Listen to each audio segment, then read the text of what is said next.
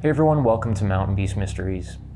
When we think of the Nahanni Valley and all of the strange occurrences that have happened in that area, we usually think of stories that happened way back in the day, like well over 100 years ago, back in the days when people were flooding the north looking for gold and looking to strike it rich. We hear stories about people turning up with their heads missing. We hear stories about cannibalistic, warlike tribes that would, raid villages and kidnap women. And there's a lot of crazy stuff that went on, supposedly. And we also hear a lot of stories of cryptids in the north. We hear, obviously, a lot of Sasquatch or Bigfoot reports, and then there's reports of other creatures and a lot of paranormal creatures too, like skinwalkers and things of the sort. But mostly these stories are old. They didn't happen in recent years. But there is one story that really caught my attention, and it's been floating around on YouTube and on the internet for a while now. It happened back in 2005. There were two hunters that were supposed to head to a cabin north of Fort Simpson, I think something like 125 kilometers northwest of Fort Simpson. And so these hunters went to this cabin. And one of their friends, there was a friend of theirs who had, seen them like right before going to this cabin. He was the last person to see these people alive.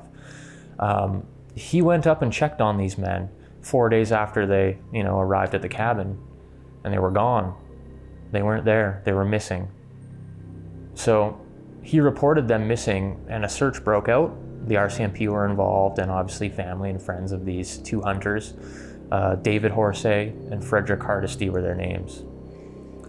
And the RCMP, for some odd reason, didn't say that there was any sign of foul play, yet the cabin was in a weird state. And when I say weird, I mean weird. There were bullet holes all over the place, as if whoever was inside shooting was shooting at something, all around. Like, what does that remind you of? It reminds me of the Ape Canyon incident. It reminds me of the Ape Canyon incident where these prospectors in Washington near Mount St. Helens were attacked in the night by a group of Sasquatch. And they were firing from inside the cabin, and they were putting holes through the cabin walls in every direction, basically. It also reminds me of the Hopkinsville Goblin UFO case, the case where this family in Kentucky was under attack by a bunch of these goblin-like alien creatures. And this family was doing the same thing. They were inside their home and they were shooting from the inside, trying to hit these creatures, and they were putting bullet holes throughout the whole house.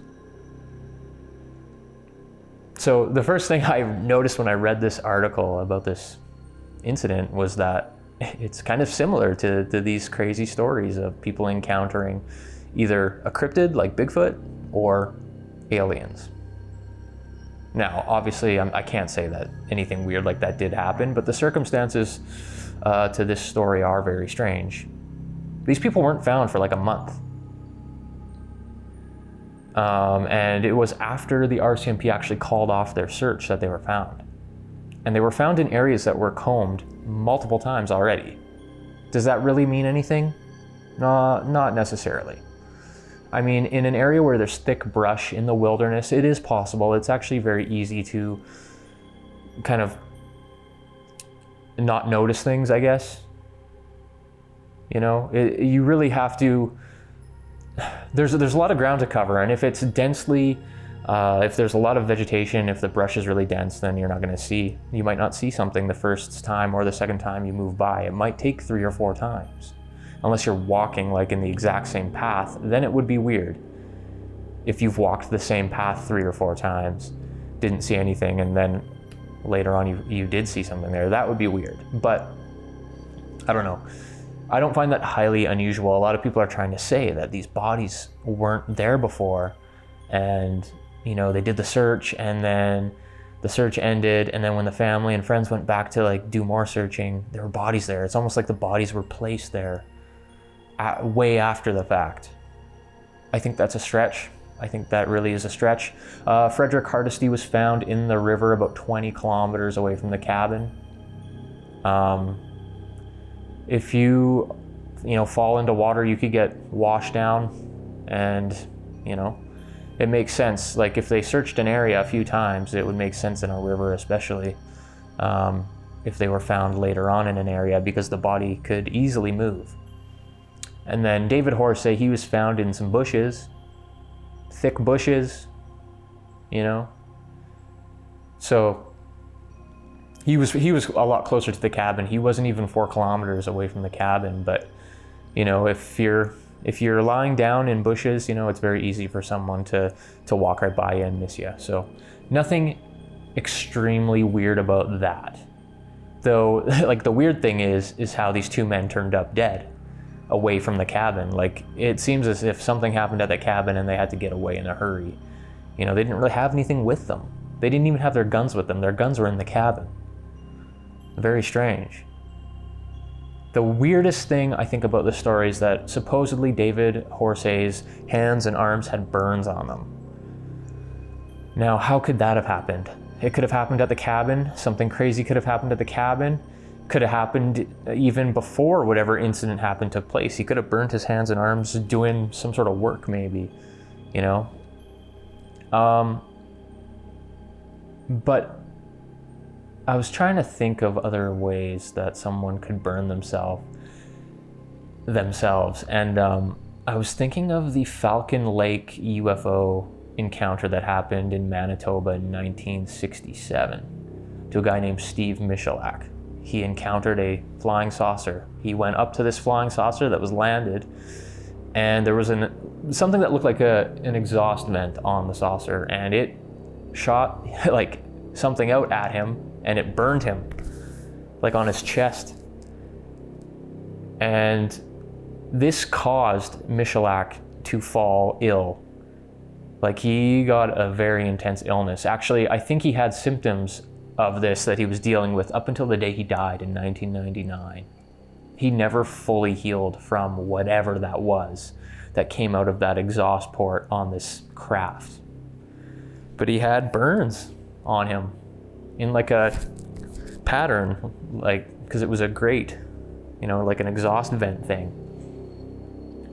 And it burned him.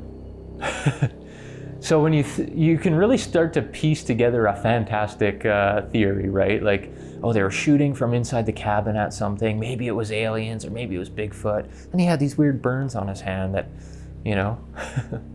I wonder if the burns had any sort of like radioactivity. Like if you had a Geiger counter or something, I wonder if you could pick up radioactive, radioactivity on them. But who knows? The RCMP, I feel like they know more. I feel like they know more of this case because nobody knows what happened. Nobody ever found out what happened to these guys. It appears something happened at the cabin. Like the RCMP didn't even like close off the cabin to investigate, really, like to do a thorough investigation, because they said there wasn't really any signs of foul play, which is strange because there's bullet holes everywhere. That doesn't make any sense. But the stepbrother found the bullet holes and everything. I think they even said, I can't remember which one of the gentlemen it was, but there was what looked almost like a shotgun blast in a shirt that belonged to one of them. I don't know what the deal is with that. That could have been anything. But it just seems like the RCMP probably knew more. They were pretty hush-hush, no information came out. But it's obviously bizarre. And this is in the place where all these weird things have happened over like centuries, and beyond that. We got all these crazy stories of paranormal activity, of cryptids, of people turning up with their heads missing. This is right where all this stuff had happened way back in the day. So you're in an area that is known for people going missing, for weird things going on, weird happenings, strange experiences.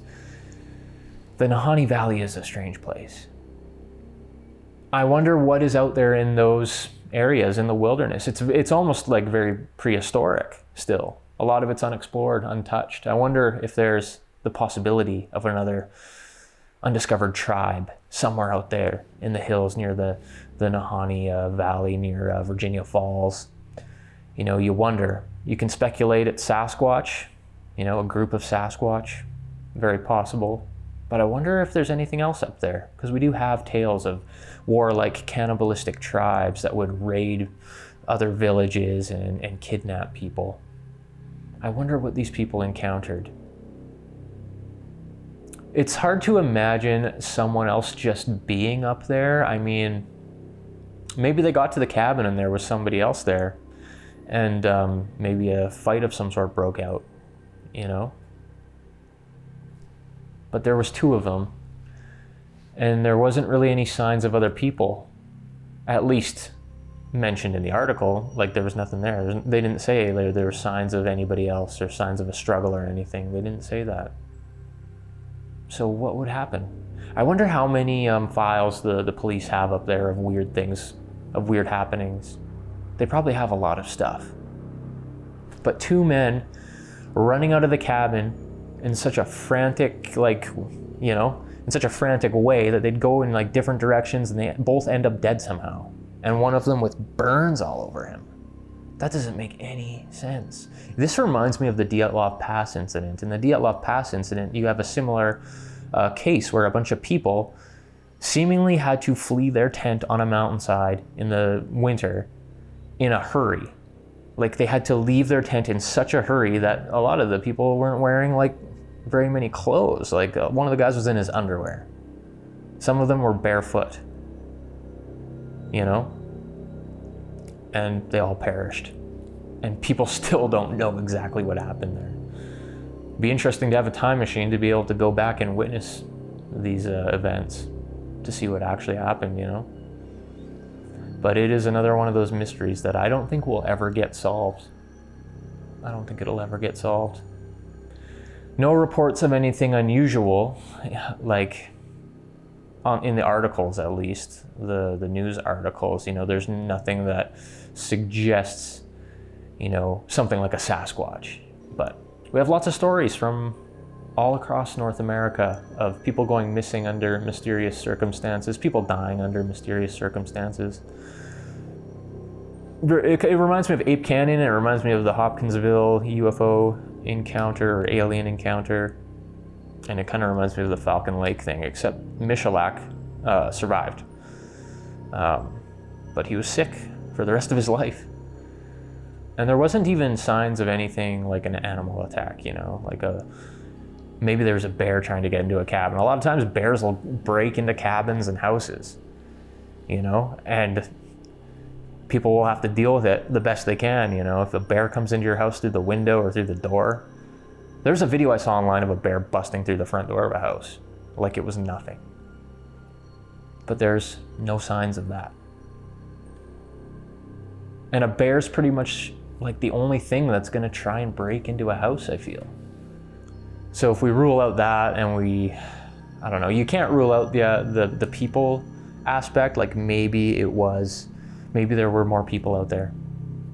Maybe there are people that live out there, you know, off the land, like a tribe of some kind. But could have been Bigfoot, could have been an alien abduction case, but we'll never know.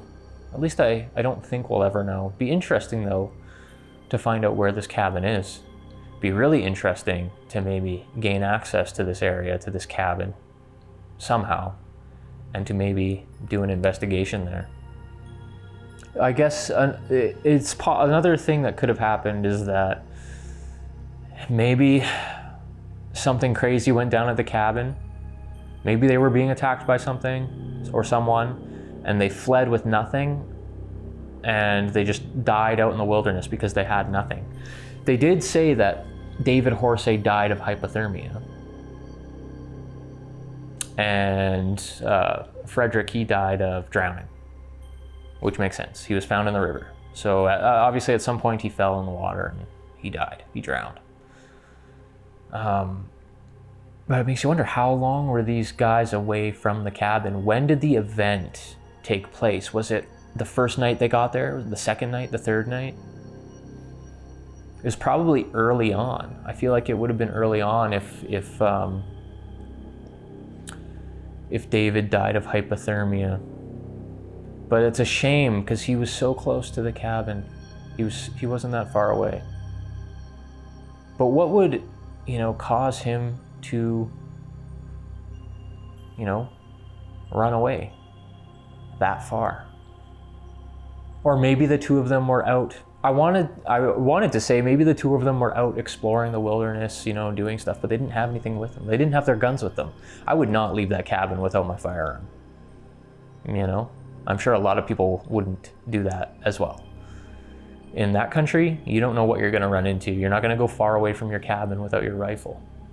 So the evidence and the information that we know suggests something crazy happened at the cabin, despite what the RCMP say. They're like dumbasses. They don't know. Either they don't know what they're doing, or they're covering something up. The evidence suggests something happened at the cabin and that they escaped and died. People are always like, oh, why do you go off into the wilderness by yourself? Why do you go camping alone? Like, bad stuff could happen. Like, you could get hurt. Something crazy could happen. You're out there in a tent all alone. This just goes to show you that bad things can happen when there's two people in a cabin. Really bad things can happen. If something wants to get you, it'll get you. Be sure to check out Mountain Beast Mysteries Beyond Bigfoot, our new members only page. It's really nice to be talking about things that aren't related to Bigfoot. There's so many other mysteries out there. Mysteries of the paranormal, mysteries of the ancient world. There's a lot of other stuff to talk about. There's lots of content there. I'm glad everyone's enjoying it so far, because I was kind of worried, this is a new area for me talking about all this other stuff, but I think it's almost more fascinating than the subject of Sasquatch. But have a look at what we offer here at Beyond Bigfoot. Welcome to Mountain Beast Mysteries Beyond Bigfoot, the new place to get access to our exclusive members-only content. Beyond Bigfoot features two new Mountain Beast Mysteries shows, Beyond Bigfoot and Diving Deeper. In Beyond Bigfoot, we look at essentially every other mystery in the world of the unexplained. We're not holding back here at all. We're going to be talking about everything from the shadow people to the Skinwalker Ranch to time travel. The dog can sense that there's something up with these things. They're like a malevolent, bad entity. In Diving Deeper, we focus on mysteries of the ancient world. Everything from the pyramids of Giza to the Ark of the Covenant to the Nazca lines in Peru. For the last, over 100 years, people have been wondering and trying to figure out what this thing is, who made it, what is it for? How does it work? Some of the episodes you can expect this month are the Hoya Baciu Forest, Ouija boards, Giants of North America, the Ark of the Covenant, the Holy Grail, Skinwalker Ranch, the Dark Side of the Moon, and the Pyramid Mystery. Both of these shows will have new episodes every Monday and Friday. But that's not all. We have a third program that really ventures beyond in terms of subject matter. The Fungal Experience discusses the highly controversial topic of psilocybin and psychedelic mushrooms. We discuss the spiritual aspect of psilocybin, and I share my own personal mushroom experiences. I gotta warn you though, this is a series that is quite personal, and I don't hold back. It gets very weird, and some of you will definitely be uncomfortable. On top of everything I've mentioned, members have access to my collection of unedited, raw UFO footage, which I've shot over the course of the summer. I welcome you all to have an unedited look at all of my footage, and I challenge you to discover things in these clips that I probably missed. Now, if you're a current Patreon member, don't worry, you all get access to this for free. Just go to the Mountain Beast Mysteries Patreon page, and there you'll discover how to get free access to Beyond Bigfoot. Go to mountainbeastmysteries.com/beyondbigfoot and hit the gray sign up now button to get access to all of our new video content. I hope to see you all there.